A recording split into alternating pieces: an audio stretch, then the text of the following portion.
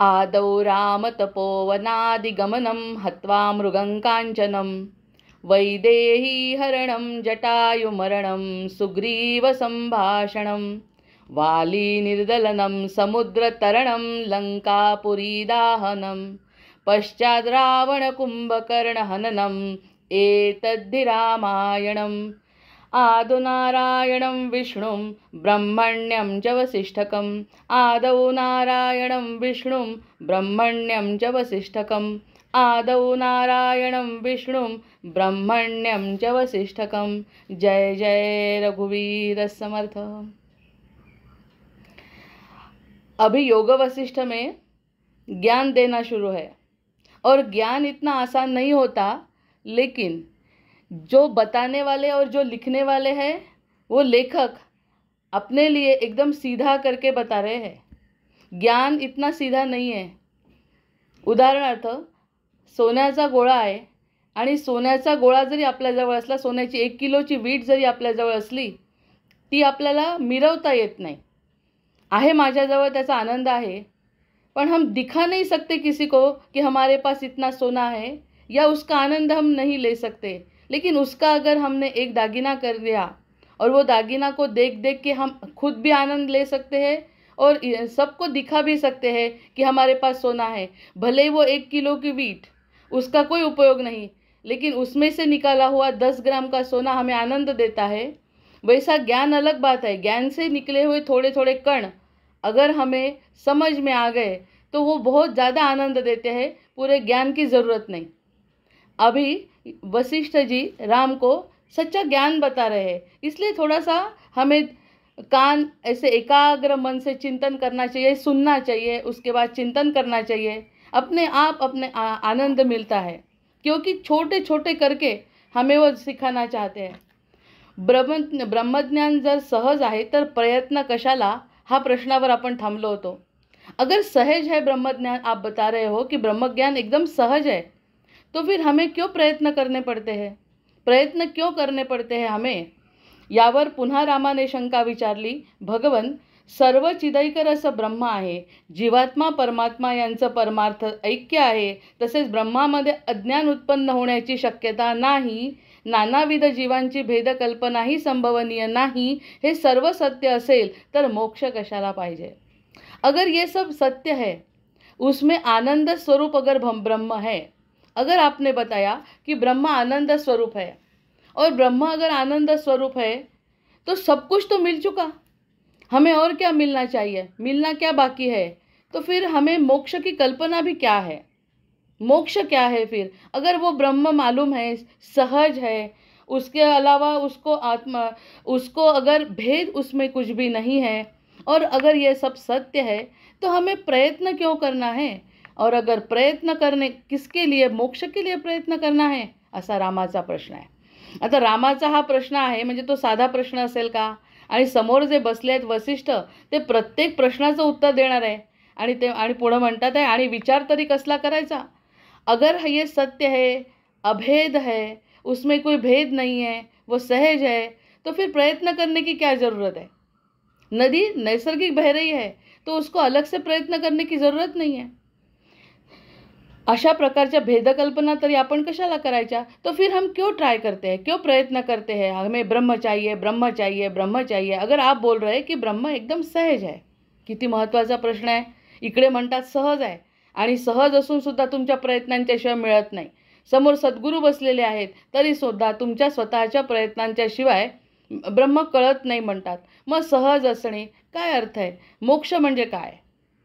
यावर वसिष्ठांनी रामाला ऐकवले, रामा, जो तत्ववेत्ता आहे, ज्याला सिद्धांताचे सम्यक ज्ञान आहे, त्याने असा प्रश्न करून स्वस्थ राहणे योग्य आहे। ज्याला ज्ञान आहे त्याने स्वस्थ बसणं योग्य आहे, कारण त्या अवस्थेत मोक्ष असा वेगळा राहत नाही, मोक्ष असा वेगळा राहत नाही। त्याच्यावरचं थोडंसं विवरण आहे। या अवस्थेला नाव देणे कठीण आहे। ही जी मोक्षाची अवस्था आहे ना, त्याला नाव देणं कठीण आहे।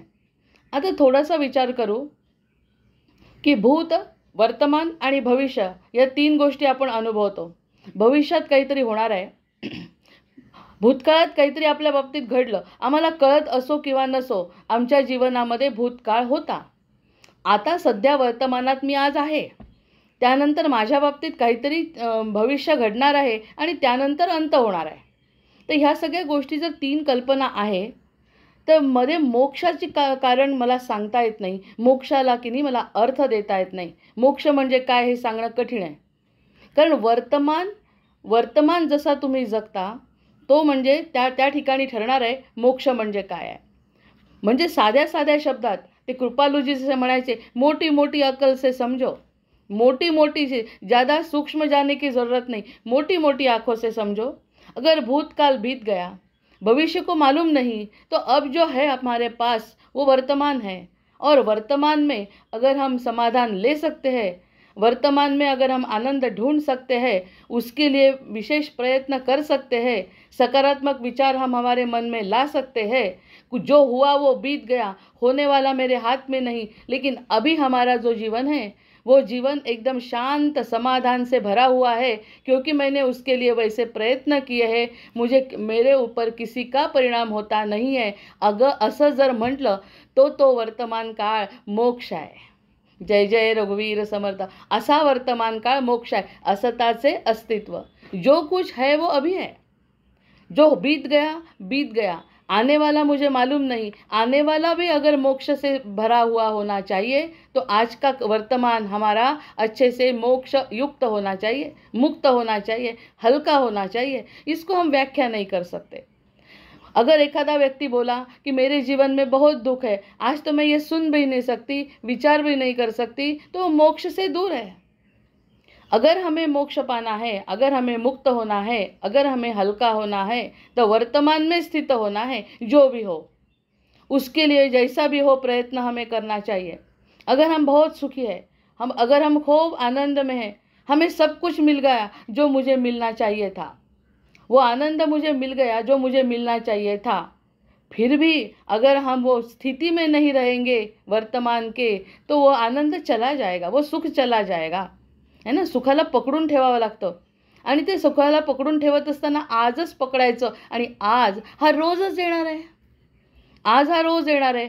असं जर साध्या मोठी अकल से सोचो असं म्हणत असताना जर आपण मोठ्या अकलनी जर हा विचार केला, तर यावरती थोडं चिंतन करणं आवश्यक आहे. आणि हाच प्रयत्न आहे. या ठिकाणी काही ज्ञान दिलेलं नाही आहे. ज्ञान ब्रह्मज्ञान सहज आहे का म्हणतात, कारण फक्त एक गुरुचं मार्गदर्शन पाहिजे.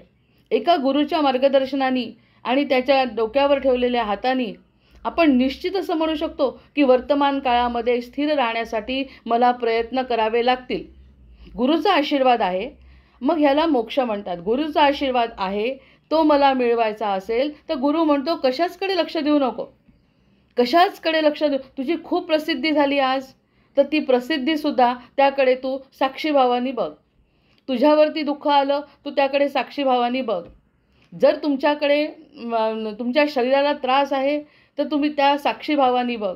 आता एक रामायणामध्ये युद्ध झालं, तर ते जे राक्षस आहेत ना, ते राक्षस इतके वाईट वागले आहेत, वर्तन त्यांचं इतकं वाईट आहे कि काय अशी गोष्ट राहिली नहीं. एक भी ऐसी गोष्ट नहीं थी कि जो उन्होंने की नहीं, जो गलत है. सब पापों से भरे हुए राक्षस और पापों से भरे हुए उनके सब मंत्री, ये सब भरे हुए पापों से. उनको कुछ मालूम नहीं था कि ज्ञान क्या है. इतकं सुंदर उदाहरण आहे ना हे कालचं मला कळलेलं, कि उनको ज्ञान वगैरह कुछ मालूम नहीं था और वो खुद से इतने खराब उनका वर्तमान था कि वो किसी का सोचते नहीं थे, क्योंकि मारना झोड़ना और ये रक्तों को पीना, ये ऐसी उनकी आदतें थी. लंका के सब राक्षस.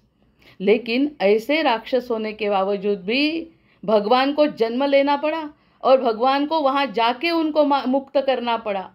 यानी अगर मन में भगवान होंगे, क्योंकि जैसे हनुमान जी लंका में गए, जैसे उन्होंने लंका में गए प्रवेश किया, इतना उधम मचा दिया था लंका में, तो उनके मन में सब से भीति पैदा हो गई कि कब ये वानर क्या करे मालूम नहीं. अगर वानर ही इतना भयंकर है तो उसके स्वामी क्या होंगे, ऐसा मन में विचार आने लगा. क्योंकि पापों का घड़ा भर गया, पापों का घड़ा भरा हो गया. ज्ञान होना ये अलग बात है, लेकिन पापों का घड़ा भी अगर भर गया तो भी भगवान आते हैं और मुक्त करते हैं. वो समझता ही नहीं, वो सहज है ज्ञान, वो सहज ज्ञान है. जो उन्होंने ऐसे रात में दिन में भी देखेंगे तो अरे हनुमान जी कब आएंगे, वो जो बंदर है वाईट वाईट बोलून त्याच्याबद्दल वो बंदर आएगा और हमें मार डालेगा, हमें ऐसी कुछ तकलीफ देगा, जो राक्षस है वो घबरा गए। राक्षस घबरा गए और एक दिन ये वार्ता सुन के रावण भी घबरा गया। उसकी नींद चली गई। नींद में खाली उसको राम दिखने लगे। रावण का भक्त था, रावण की ये कृपा शिव का भक्त था और शिव की कृपा ऐसे हो गई कि उनके सपनों में सिर्फ राम आते थे। घबरा गया था, यानी घबराने से, और वो मोक्ष की स्थिति की तरफ जा रहा था। सुनो इस बात को गौर से सुनेंगे तो हमें बहुत बड़ा इसमें तंत्र मिलेगा कि जो घबरा के हुए, कंस जैसा घबरा के हुए कृष्ण का नाम लेता था, कब आएगा कृष्ण मालूम नहीं। आकाशवाणी हो चुकी थी, आकाशवाणी हो चुकी थी, आपका जो शत्रु है वो जन्म ले चुका है। ऐसे सुना कि उस दिन से कृष्ण कृष्ण कृष्ण कृष्ण, अच्छे से नहीं, कब मारेगा कब आएगा, लेकिन मन में अंतर्मन से कृष्ण था, अंतर्मन से कृष्ण था। कृष्ण को आना पड़ा, राम को आना पड़ा। इतने पापों का घड़ा भर गया था उन लोगों का, सबका, रावण ज्ञानी होने के बाद भी वो गलत काम जो उसने किया था, अहंकार के कारण सीता मैया को, भक्ति को, शक्ति को उसने चुराया था, तो पापों का घड़ा भर गया। तो राम को पैदल चल के, खुद को तकलीफ करके रावण के घर आना पड़ा और उसको मुक्त करना पड़ा। भले ही उसको मालूम नहीं हमें मुक्ति मिल रही है, मोक्ष मिल रही है, शब्दों का ज्ञान नहीं है, लेकिन मुक्ति उसके तरफ आ रही है अपने आप। इसलिए मैं बोल रही हूँ वो सहज है। अगर हम गलती से, हम अगर भीति से, भययुक्त अंतःकरण से हम अगर राम को बोलेंगे, अरे राम आएंगे हमें ऐसा होगा, राम आएंगे, तो भी राम आ जाते हैं। अच्छे से तो आने ही वाले हैं, क्योंकि वो प्रेम के तो पैसे है।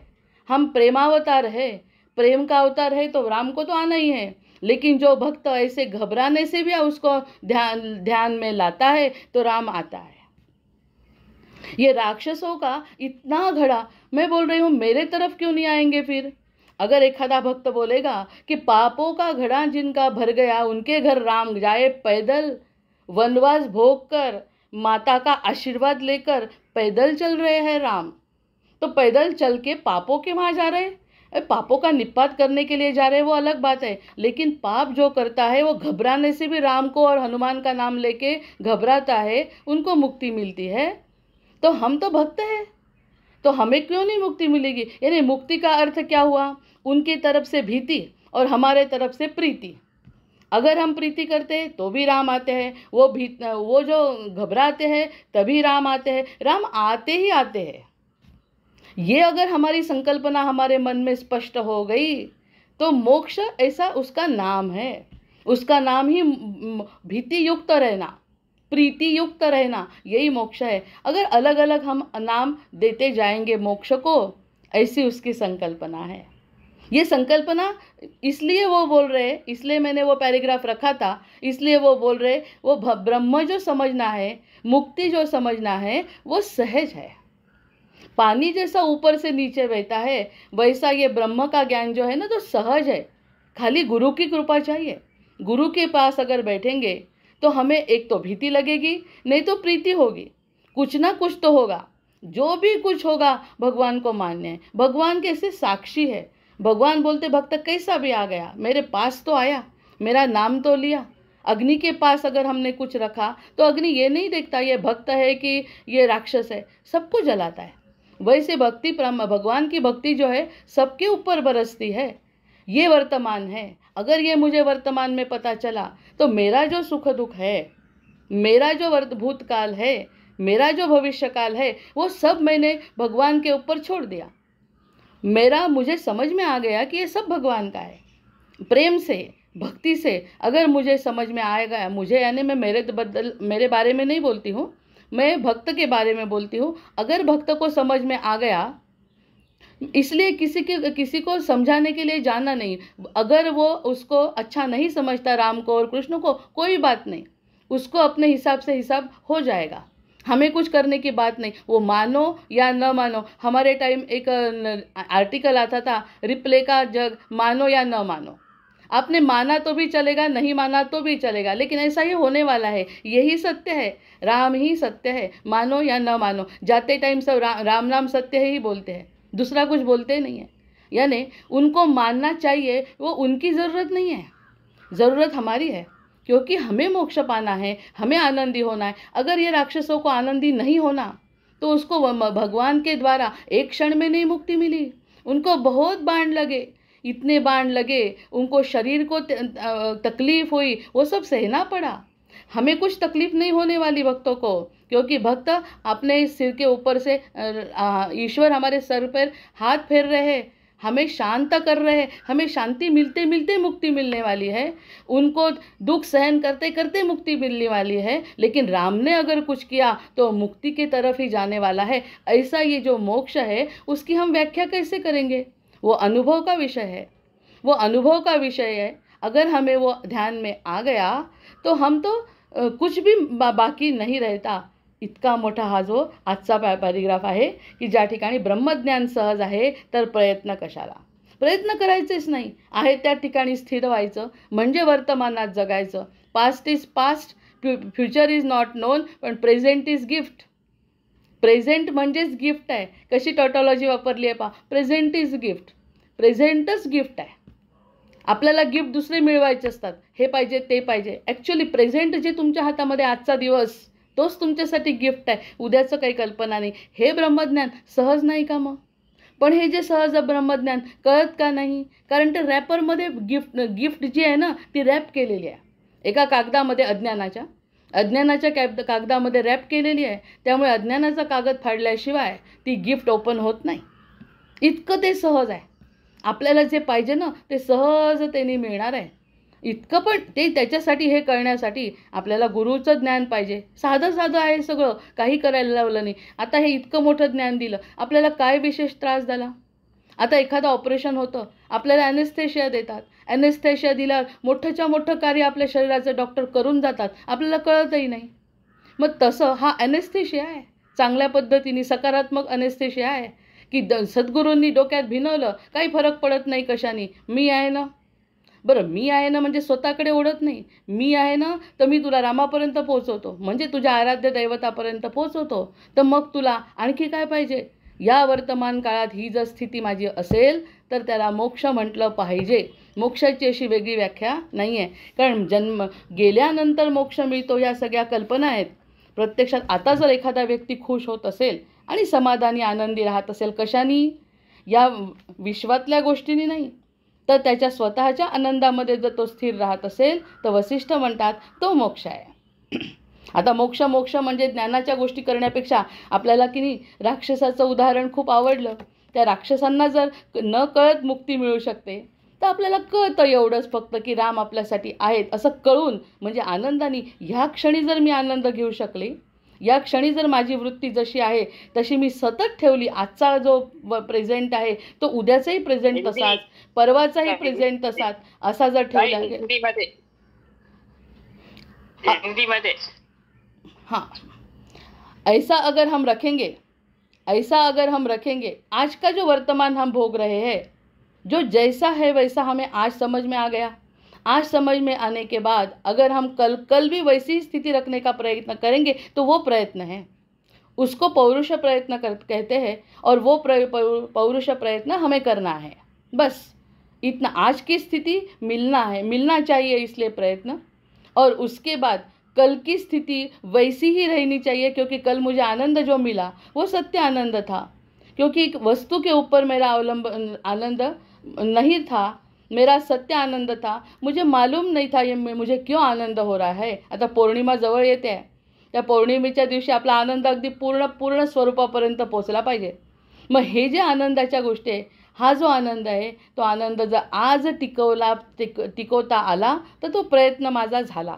मग त्याला मोक्ष म्हणायचं. नाव काही का द्यायना, नावाचं नामरूपाचं महत्त्व नाही आहे, त्या स्थितीला महत्त्व आहे.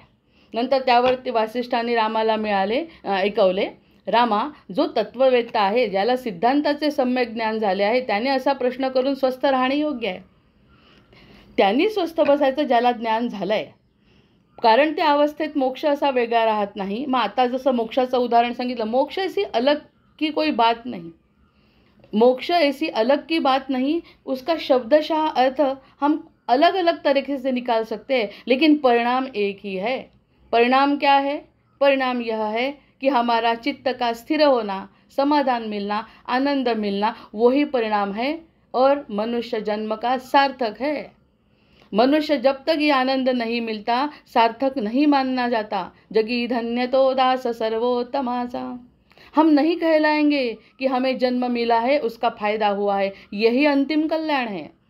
इसके लिए अलग से क्या करना है, फिर सिर्फ वर्तमान में जीना है और वर्तमान का जो आनंद है वो ऐसा ही कंटिन्यू फ्यूचर में करना है। यानी फ्यूचर हमने आज डिसाइड किया, हमारा फ्यूचर कैसा रहेगा। या अवस्थेला नाव देना कठिन है। अब हमें क्या नाम दे सकते हैं या अवस्था को? मोक्ष अगर हमें वेदांत सिद्धांत पुस्तकों में और पुराणों में मिला तो वो शब्दों में नहीं जकड़ना है हमें। शब्द कुछ भी बोलो, जैसे वो राक्षसों ने नाम तो नहीं दिया, राम राम राम, हनुमान जी आएंगे, हनुमान जी आएंगे, हो गया हनुमान का जप। और हनुमान का जप होने के बाद उनको शारीरिक जो वेदना देनी थी, क्योंकि उन्होंने इतने पाप किए थे, तो वो पाप को जाना था, इसलिए मार मार के किसी के रक्त निकल रहा है, किसी का हाथ टूट गया है, किसी का सर टूट गया है, ये सब उनकी शारीरिक वेदना उनको भोगना पड़ा। जैसे हमें भी, हम अगर राम के भक्त हैं तो भी शरीर की वेदना पूर्व प्रारब्ध से भोगना पड़ेगा। जो कि शारीरिक वेदना है वो सब भोगना पड़ेगा। लेकिन राम आए हैं, सद्गुरु ने बताया है। अगर ऐसी बात है तो हमारा जो वर्तमान है वो वर्तमान, हमें कुछ वर्तमान में आनंद मिल सकता है, फ्यूचर कुछ नहीं कर सकता। भूतकाल तो हम पूरा भूल चुके हैं। ये स्थिति को बोलते, क्या नाम देंगे हम? या अवस्थेला नाव देणे कठीण आहे, परंतु हा विचार पटलेला, अंडरलाईन करायला पाहिजे ही वाक्य, हा विचार पटलेला, अनुभवाने आत्मसात झालेला नसताना एखाद्या अडाण्यानी यात काय आहे आणि त्यात काय आहे असे म्हणावे आणि तसे म्हणणे त्याच्या नुकसानीला कारण व्हावे, तसा हा तुझा प्रश्न आहे। हा प्रश्न तुझा चुकीचा आहे, कारण मी इतकं तुला सांगतोय, रामांना म्हणतात हां। आता चुकीचा प्रश्न राम विचारतील का? नाही, चुकीचा प्रश्न राम विचारणार नाही, कारण आपल्या मनात ते चाललंय ना, म्हणून राम आपले शब्द त्यांच्यामध्ये टाकतात आहे। वसिष्ठांना वाईट वाटलं, अरे बाबा रे, जर तुला मी सांगतोय की सद्गुरू तुझ्या पाठीशी आहे, तुला स्थिती स्थिर ठेवता येते, तरी तू पुन्हा विचारतो, म्हणजे हा आपण करतोय। हम पूछ रहे हैं, राम नहीं पूछ रहे। राम हमारे प्यार में, हमारे कल्याण के लिए सद्गुरु को पूछ रहे हैं। उनके सामने वशिष्ठ जी बैठे हैं और उनको हम क्या बोलेंगे उनको मालूम है। सर्वज्ञ राम है, राम सर्वज्ञ है। कुछ भक्तों के मन में और राक्षसों के मन में क्या चल रहा है सबको मालूम है, क्योंकि मानो या न मानो आपके हृदय में वही बैठे हैं। अगर आप मानेंगे तो अभी आनंद स्वरूप कहलाएंगे, अगर हम नहीं मानेंगे तो अज्ञानी कह के अगला जन्म फिर से लेना पड़ेगा। दूसरा कुछ होने वाला नहीं, कुछ बिगड़ने वाला नहीं। आपके कर्मों से, आपके विचारों से हमारा जीवन चलता रहने वाला। वो जो बदल करना है विचारों का, वो पौरुष प्रयत्न हमें करना है। क्या बताया इसमें अलग से? पूजा पाठ बताया, कुछ ये करो बताया, कुछ भी अभी तक बताया नहीं। लेकिन आज अगर आप शांत है, समाधानी है, आनंद स्वरूप है, तो ये स्थिति अगर मिलना चाहिए तो प्रयत्न करो। अगर वो स्थिति मिल गई, कल भी वही प्रयत्न करो, अगर मिल गई फिर से वही प्रयत्न करो, ऐसा जीवन बिताते जाओ। और अगर हमारे मन में ऐसी शांति आ गई एक क्षण के लिए, तो वो राम ही है। जय जय रघुवीर समर्थ। अगर वो स्थिति हमारे मन में स्थिर एक क्षण के लिए हो गई, तो वो राम ही हमारे स्वरूप में उदित हो गए, ऐसा हम बोल सकते हैं। आता याला काय ज्ञान आहे आणि काय वेदांत आहे सांगा? अशा पद्धतीने समजून नुकसानीला कारण आहे म्हणतात। आता नुकसानीचा आपण विचार करायचा नाही, आपल्याला जर ज्ञान मिळवायचं आहे तर हा नुकसानाचा प्रश्नच उद्भवत नाही। अकाली उत्पन्न झालेल्या फुलांची माळ जरी क्षणभर डोळ्यांना आनंद देणारी वाटली, अचानक उगवलेला धूमकेतू जरी शोभायमान दिसला तरी तो अशुभ सूचक असतो। धूमकेतू पाहणं अचानक दिसला, अतिशय सुंदर दिसला तर तो अशुभ आहे। आता आम्हाला अचानक आनंद मिळाला, अचानक आम्हाला असं वाटायला लागलं की हे फार छान आहे, यामध्ये आपण 50-60 वर्ष झाले रमलो आहे, पण तो अचानक उगवलेल्या धूमकेतूसारखा आहे। धूमकेतू अशुभ दर्शक आहे, हमें वो शुभ बताता नहीं है, अशुभ है वो धूमकेतू, क्योंकि वो निकल जाने वाला एक सेकंड में। देवाची द्वारी उभा क्षणभरी असा जर सेकंड आमच्या समोर आला तर तो अगदी परमनंट आहे, पण अशुभ असा धूमकेतू यामध्ये बघणं, त्याचं सौंदर्यामध्ये आनंद घेणं अशुभ आहे। आणि तेच देवाची द्वारी उभं राहून एक क्षण आनंद घेणं शुभ आहे। किती गोड आहे. मग ह्याला काय शब्द द्यायचा? एका क्षणाचा धूमकेतू आणि एका क्षणाचा पांडुरंग, ह्या दोनमध्ये निर्णय आपल्याला घ्यायचा आहे. इतके वेळा समजावून सांगितलं रामा तुला, पुन्हा तो असा मूर्खासारखा प्रश्न त्यांनी स्पष्ट म्हटलं आहे की असा त्याच्या नुकसानीला कारण वे तसा तुझा प्रश्न है. जो तुम पूछ रहे हो वो खुद का नुकसान करने का प्रश्न है. लेकिन पूछना चाहिए. पूछने से ही तो हमारी सब समस्याएं खत्म हो सकती है. नंतर पूर्ण ज्ञान नसलेल्या माणसाचे भाषण कितीही गोड वाटले. आता ज्याला ज्ञान नाही ते जे पोपटपंची करतात ना, आता सगळेजण एवढ्याशा ज्ञानावरती पोपटपंची करतात, त्यांचं ज्ञान जरी भरपूर असलं तरीसुद्धा ते पटत नाही, मनाला भिडत नाही. क्योंकि मालूम है वो खुद नहीं वो जानते, वो खुद भी आनंदी नहीं है और वो खाली पैसे के लिए सब कुछ करते हैं. भगवान का भी विक्रय करते हैं, उसके ज्ञान का भी विक्रय करते हैं और वो खुद क्या आनंद ले सकते हैं. क्योंकि धूमकेतु के जैसा उनका ज्ञान है. ज्ञान तो मिल गया लेकिन अशुभ है. क्यों अशुभ है? भगवान का ज्ञान अशुभ कैसे हो सकता है? क्योंकि भगवान का ज्ञान इसलिए अशुभ है क्योंकि वो आत्मस्वरूप में लीन नहीं हो रहा है. अगर वो आनंद स्वरूप नहीं रह रहा है, उसमें अहंकार झलक रहा है, तो वो भगवान का ज्ञान अशुभ सूचक है. क्योंकि मालूम होने के बाद भी, ज्ञान होने के बाद भी धूमकेतु है. धूमकेतु भी बहुत चमकता है. एक सेकंड के लिए हम उसके तरफ देख भी नहीं सकते. ऐसा धूमकेतु आकाश में अगर दिखा तो कितना सुंदर रहता है. विद्युल्लता कितनी सुंदर रहती है. ये सब देखना ये अशुभ है क्योंकि वो सत्य नहीं है. एक सेकंड में वो जला के राख करके निकल जाती है. वैसा हमारा राम नहीं है. हमारा राम का एक क्षण का नाम हमारे प्रारब्धों को राख करता है और हमें खुद के पास ले जाता है. ये शुभ संकेत है. ये शुभ संकेत है और वो अशुभ संकेत है. वो अशुभ संकेतों में हम अगर उलझ गए तो शुभ संकेत कैसे माना जाएगा? क्योंकि शुभ सत्य है. माणसाचं भाषण कितीही गोड वाटलं तरी त्याची किंमत मूर्खांच्या बरळण्यासारखी आहे. व्यसनी माणसं बडबड करतात आणि ज्ञानी माणसं बडबड करतात, एकच आहे. जसं सांगितलं की राक्षस राम राम कर रहे थे, राक्षस हनुमान हनुमान कर रहे थे, भक्त भी हनुमान हनुमान करता है. इसमें अलग है. ये जो करता है वो ज्ञान से करता है, वो जो करता है वो अज्ञान से करता है, भीति से करता है. उसको लगता है हमारा जीवन ऐसा ही चलना चाहिए, राक्षस के जैसा. राक्षस ही है, राक्षस के जैसा ही चलना चाहिए और हमें मारने वाला है राम. अभी इसलिए उसका हम ध्यान करते हैं. ध्यान यानी सकारात्मक ध्यान नहीं, अरे राम आएंगे, अरे राम आएंगे, ऐसे घबरा के अगर ध्यान करता है तो मूर्ख है. मूर्ख होने के बाद भी खुद राम उनके पास आते हैं, बरळतात. हे बरळणं म्हणजे आपल्याला ते समोर दिसतंय पण प्रत्यक्षात राम ते ऐकतात आहे सगळं. आतमध्येच बसलेले आहेत. राम म्हणजे राम फक्त नाही, ते ब्रह्मतत्व आणि ब्रह्मसहज आहे म्हणतात. ते ब्रह्मतत्व जे आपल्यामध्ये बसलेलं आहे ते सगळ्याचं काउंटिंग करतं. आपले हे जे चित्रगुप्त आहेत ते सगळं लिहून घेतात आणि ते सगळं लिहून घेतल्याने त्यांना समजून उमजून आमच्या खांद्यावरती ते बसलेले आहे रात्रंदिवस. ते झोपत नाही, काहीच नाही. ते सगळं हमारा कर्म अगर लिख रहे हैं, हमारा कर्म प्रारब्ध खत्म जो अगर करना है तो राम राम करना है. मूर्खांच्या बरळण्या इतके असते. सर्वम काले ही शोभते.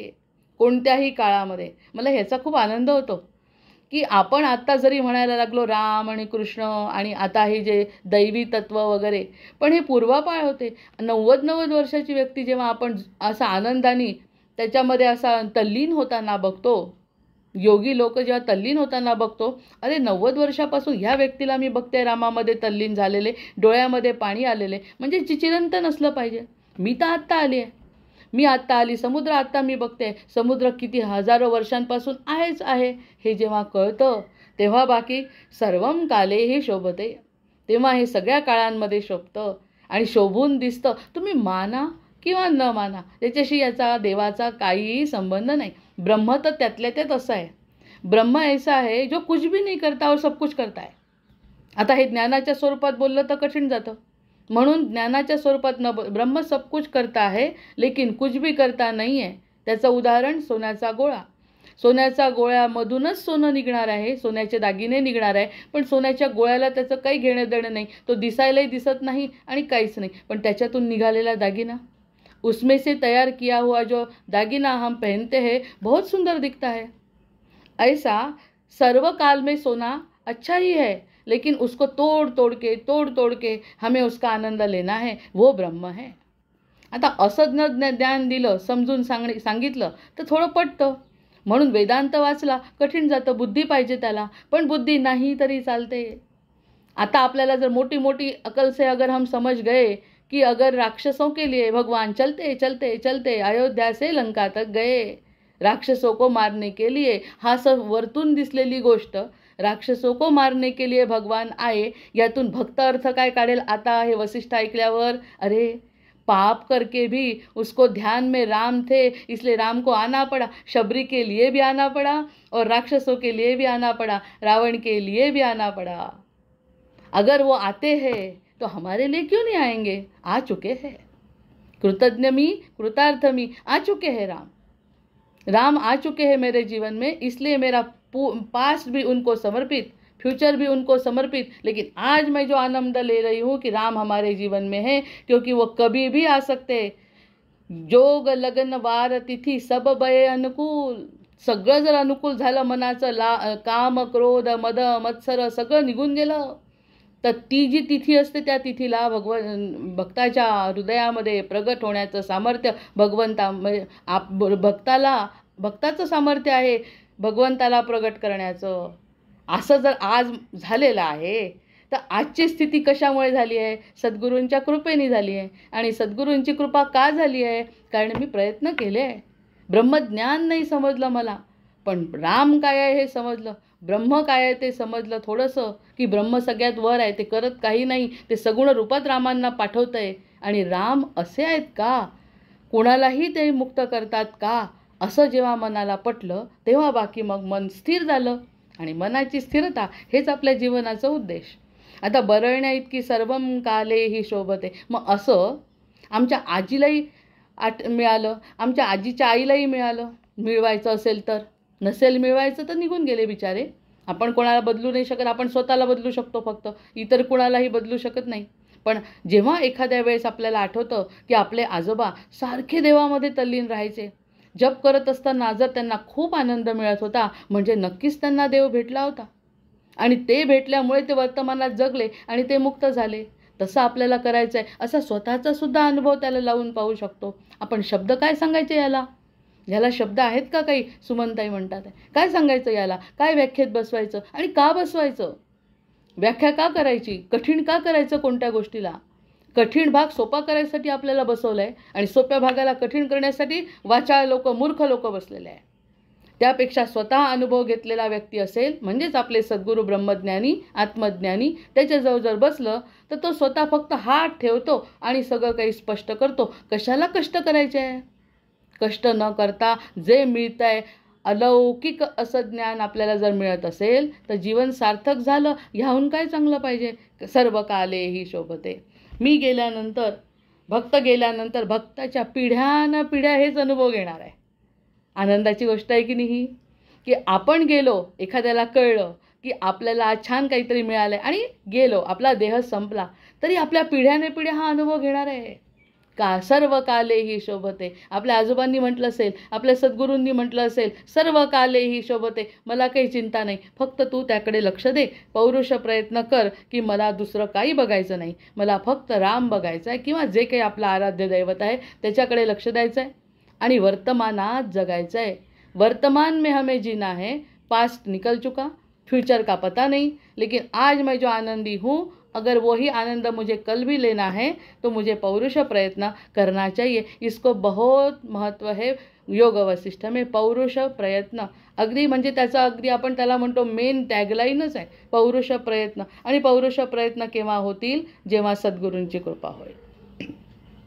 जेव्हा सद्गुरू, एक साधं उदाहरण आहे, एकादशी मी करायचं ठरवलं, मी नाही ठरवलं असं म्हणतात। एकादशी करायचं ठरवलं ही एकादशी ठरवते, दासबोध वाचायचं ठरवलं हे दासबोध ठरवतात, योग वसिष्ठ समजायचं ठरवलं हे योग वसिष्ठ ठरवतात की हिला समजायला पाहिजे। हाची सुबोध गुरुच्या तुझ्या दासबोधासी त्वा बोध व्हावे, त्याला प्रार्थना केल्याशिवाय तो कसा कळेल ग्रंथ? आपल्या आईवडिलांची संपत्ती आपल्याला पाहिजे, अगर हमारे हमारे पेरेंट्स की संपत्ति अगर होना तो वो डिसाइड करेंगे हम देंगे की नाही देंगे. काही काळामध्ये मध्ये ते लोक ठरवत होते आपला मुलगा आहे ना त्याला आपोआप मिळेल. त्याचे परिणाम भोगले की नाही आपण. तो माझा मुलगा आहे म्हणून त्याला माझी संपत्ती मिळेल हे आपोआप घडलं. पण त्याचे परिणाम असे झाले की तो मदमस्त झाला, अहंकारी झाला. मग त्यावेळी आता वडिलांनी काय ठरवलं, माझी संपत्ती आहे, मला वाटलं तर देईन नाही तर देणार नाही, असा हा अनुभव आहे भगवंताचा. वाटलं तर देईन म्हणजे तो असं गृहीत धरणार नाही. गेल्यानंतर लिगल हेअर सर्टिफिकेटद्वारे ते मिळेल ते नंतरचं आहे, पण मी देणार नाही कारण तू माझ्या मनासारखा वागत नाही. इथे या परमार्थी क्षेत्रामध्ये सुद्धा असं म्हटलं की देवा मी तुझा आहे तर मी तुला सगळं देऊन टाकतो आणि जर तू माझ्याकडे आला नाही तुला फुटी कवडीसुद्धा मिळणार नाही. असा हा जो आहे, असा हा जो सिद्धांत आहे तो आपण संसारामध्ये पाहिलेला आहे की आपोआप असं काही मिळत नाही. आता जर तू चांगला वागला, आईवडिलांना नमस्कार केला तरच तुला आईवडील त्याची संपत्ती देतील आणि आशीर्वादसुद्धा देतील मनातल्या मनात, कारण की तो मुलगा आहे. पण तुला प्रत्यक्षामध्ये काहीही फायदा होऊ देणार नाही कारण तू त्यांच्याशी तसं वागत नाही. मग आता आपण जर भक्त झालो, अगर हम भक्त बन गए तो क्या होगा. अगर हम भक्त बन गए तो दयानिधि तैयार है सब कुछ देने के लिए, अगर हमारी दृष्टि उधर गई तो. इसलिए ये जो बात है वो सर्व कालम ही शोभते. ही जी गोष्ट आहे ती सगळ्या काळात शोभून दिसते, त्याला काही काळाचं बंधन नाही. समजलं, लक्षात येत आहे ना. म्हणजे फार कठीण नाही गेलं. धूमकेतूकडे बघण्यापेक्षा आपल्याला एक क्षण विठ्ठलाच्या दारी उभं राहायचं. हा योग आहे. योग वसिष्ठ म्हटलं आहे, नुसतं वसिष्ठ आणि त्याच्यामागे योग लागला आहे. हा मनाचा योग सगळ्यात मोठा आहे. मी तर म्हणते शरीराला कितीही यातना झाल्या तरीसुद्धा जर मन स्थिर असेल भगवंतामध्ये तर आपल्याला त्या गोष्टी अशा आपोआप निघून जातात, जीवनातल्या निघून जायला पाहिजे. कारण कोणतीच गोष्ट याच्यातली स्थिर नाही. सुख असो का दुःख असो, आम्ही स्थिर राहिलं पाहिजे. आजच्या दिवशी आम्ही स्थिर, सर्व गोष्टी योग्य वेळी शोभत असतात. सगळ्या गोष्टी योग्य वेळी शोभत असतात. म्हणून तू जो प्रश्न केला तो सिद्धांताचे ज्ञान झाल्यानंतर शोभतो, आत्ता नाही. आत्ता जो तो प्रश्न विचारला की नाही मला, तो आत्ता नको विचारू मला. पूर्ण सिद्धांताचं ज्ञान झाल्यावर मी तुला हळूहळू सांगतो. त्यासाठी मनाची पार्श्वभूमी तयार करून ठेवतो. खरं म्हणजे हे पेरून ठेवली जमीन, सुपीक करून ठेवली आहे जमीन. आता अशी सुपीक जमीन असेल, जर वर्षा ऋतूमध्ये पाऊस बरसला आणि बियाणं जर उत्तम असेल, अतिशय सुंदर पीक येणार आहे. आणि ते सुंदर पीक मनाला देवडवलं तो उंच पिकातून, देवडवलं तो बालमुखातून, असं तुला दिसायला लागेल. आधी तुझी मती तर स्थिर कर, त्याच्यानंतर प्रश्न विचार म्हणतोय. प्रश्न विचारण्याला सुद्धा एक मर्यादा असते, कारण सगळ्या गोष्टी आपल्याला समजत नाही. लहानपणी आपल्याला हम अगर बचपन में दादी को पूछते थे बारिश कैसी होती है, त्याचं उदाहरण बोललो आहे आपण वेदांतामध्ये. बारिश कैसी होती है तो दादी ने बताया ऐसे असं एकमेकांवरती ढग आदळतात आणि त्या आदळण्यामुळे पाऊस पडतो. हां हां हां. आणि कोणीतरी तुझी आजी वर दळण दळते म्हणे. वरती आकाशात जाते आणि तुझी आजी दळण दळते आणि त्या दळणाच्या जात्याचा आवाज होऊन पाणी पडतं. असं लहानपणी सांगितलं, पटलं. मग ज्या ज्या वयात जे जे सांगायचं ते सांगणार. मग युनिव्हर्सिटीमध्ये गेल्यावर त्यांनी सांगितलं की असं असं भौगोलिक कारण आहे म्हणून ते सांगितलं. आणि आता तिसऱ्या स्टेजला जर सांगितलं की हे सगळं निसर्गचक्र आहे, हे निसर्गचक्र आहे, ते काही बदल होत नाही त्याच्यामध्ये. आपण चुकलो तर काही गोष्टी चुकतात, पण तरीही पावसाळा, हिवाळा, उन्हाळा हे जे ऋतू आहेत ते बदलले नाही. जन्म मृत्यू सुरू आहे. हे सगळं जेव्हा आपल्याला 3-3 भागामध्ये सांगतात तेव्हा त्या त्या वयाला ते समजतं, म्हणून सद्गुरू सांगतात. अन्यथा लहानपणीच जर सांगितलं असतं की असं असं घडतं, H2O आणि हे सगळ्या गोष्टी जर सांगायचा प्रयत्न केला असता तर त्या मुलाला कळलं असतं का. म्हणून आजीची गोष्ट सांगितली. आजीची गोष्ट रामा, जोपर्यंत ब्रह्मज्ञान म्हणजे मी तुला शिकवत नाही तोपर्यंत या सगळ्या गोष्टी नाही रे कळणार. एकदा का त्या गोष्टी समजल्या, तुझी मती स्थिर झाली, तो आनंदात स्थिर झाला की मग तू माझ्याकडे ओढला जाशील. माझा प्रत्येक शब्द तू झेलशील. जसा पावसाचा कण, पाऊस पडतो, पाऊस पडल्यानंतर जमीन अशी तृप्त होऊन जाते. पाऊस पडल्यानंतर तशा तृप्ततेने तू माझ्या या सगळ्या शब्दांकडे बघशील, तेव्हा मग त्यामध्ये जे बियाणं आहे ते रुजेल. आणि ते रुजेल ते अतिशय सुंदर असं पीक जसं जमिनीतून निर्माण होतं तसं तुझ्या मनाला सकारात्मक धुमारे फुटतील. आणि सकारात्मक धुमारे फुटल्यानंतर तू देवमय होऊन जाशील. मग तू स्वतःला विसरून जाशील. मग समाधी अवस्था काय असते? समाधी अशीच असते की ज्या ठिकाणी देह का कुछ भान नहीं है, खाली मुझे क्या समझना है की भगवंत ही सब कुछ है, वो सब कुछ कर रहा है, असं जेव्हा लक्षात येईल तेव्हा त्या देहाला किंमतच राहणार नाही कोणत्याही प्रकारची. कर्तव्य सोडलंय का? अजिबात नाही. कर्तव्य मग ही जेव्हा तुझी स्थिती होईल तेव्हा मी जे बोलीन ते तुला पटेल. लहान आहे अजून. बघा, बोलणारे वसिष्ठ, ऐकणारे राम, आणि अजून तुला मी सांगू शकत नाही म्हणजे किती सखोल असेल अजून. म्हणतात इकडे सहज आहे. आजचं जे ब्रह्मज्ञानाबद्दल आपण बोललो, ब्रह्मज्ञान सहज आहे तर प्रयत्न कशाला, हा एवढा पॅरेग्राफ झाला आहे. आणि हे ब्रह्मज्ञान देऊन सुद्धा म्हणतात अजून वेळ यायची आहे, कारण तुझी मती त्या ठिकाणी स्थिर व्हायची आहे. जेव्हा तुला ती मती स्थिर होईल, म्हणजे सुमनताईंच्या शब्दातून आपण आज एवढं तरी घेऊ शकतो की आपल्याला स्थिर व्हायचं आहे, सध्याचा आनंद आपल्याला मिळवायचा आहे, हाच आनंद टिकवायचा आहे. आजचा आनंद जर मला नवीन कपडे घेऊन मिळाला तर तो उद्या टिकेल का? ती साडी जुनी होते की नाही? आत्ता जर मी त्या साडीतून आनंद घेतला तर उद्या ती साडी नेसल्यावर मला आनंद होतो का? नाही होऊ शकत, कारण तो टिकाऊ नाही आहे. एखादा डायमंड नेकलेस घेतला, आज घातला, आजचा आनंद उद्या त्या डायमंड नेकलेसला बघून होणार आहे का? कारण की ती घटत जाते, सुखाची कल्पना घटत जाते, कारण तो माझा होऊन जातो. जो माझा होऊन जातो त्याकडे बघण्याची माझी दृष्टी बदलते. ती व्यक्ती असो का वस्तू असो, व्यक्ती असो का वस्तू असो, ती माझी झाली की मग त्यातलं नाविन्य संपतं है ना. अगर हमारा वो सब कुछ हो गया जो मुझे चाहिए था, घर चाहिए था, घर मिल गया, घर में रहने का 1-2 दिन, महीना भर, 1 साल आनंद मिलेगा, फिर वो आनंद कम होते जाएगा, वो हमारा जीवन में आ जाएगा, उससे आनंद नहीं प्राप्ति होगी. हे जर आपल्याला कळलं तर मग प्रयत्न कशाचे करायचे आहेत आपल्याला, की जे टिकणारा आनंद आहे तो जर जिथे मिळतो तो जर मिळाला तर त्या मिळवण्यासाठी जे प्रयत्न केले त्याला पौरुष प्रयत्न म्हणतात, जे आपण ऐहिक जीवनामध्ये सुद्धा करत असतो. घर करण्यासाठी जो आनंद मिळतो, पुस्तक समजण्यासाठी पण वाचतो, हे सगळे प्रयत्न आपले चालूच असतात. पण पौरुष प्रयत्न कशाला, याच्यात विशेष आनंदाला म्हटलंय की जर तो व्यक्ती आनंदी होत असेल आणि तो आनंद जर त्याला क्षणभर का होईना मिळाला असेल तर तो क्षणभराचा आनंद त्याच्याच मागे तो लागला पाहिजे, ते प्रयत्न त्यांनी केले पाहिजे आणि भगवंतापर्यंत तो पोहोचलाच पाहिजे. हे त्यांनी कंटिन्युअस केलं पाहिजे.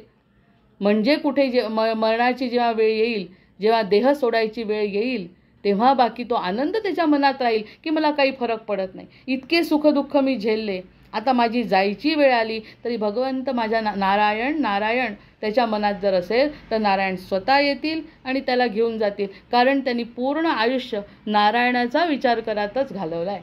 कारण तुम्ही असं म्हणाल की एकदम नारायणाचं नाव घेऊ मरते वेळी, तर मरते वेळी नाव घेऊन मुक्ती मिळत नसते, ती क्षणाची मुक्ती आहे. या ठिकाणी जर तुम्ही आयुष्य तसं घालवलं कळल्या क्षणापासून तर बाकी तुम्हाला निश्चित कळणार आहे की आपण आत्तापासूनच तो नारायणाचा आनंद आज घेतला, उद्या घेतला, परवा घेतला, अशी योगाने सवयच करायची आहे. याला पौरुष प्रयत्न म्हटलेला आहे.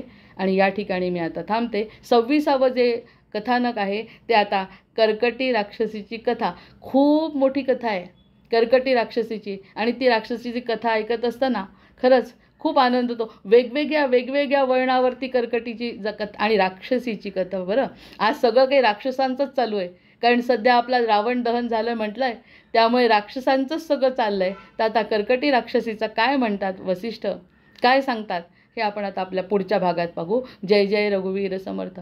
भर्जन भव बीजाचे, अर्जन सुख संपत्तीचे, तर्जन यमदूताचे, राम गर्जन बोला राम राम राम, बोला राम राम राम.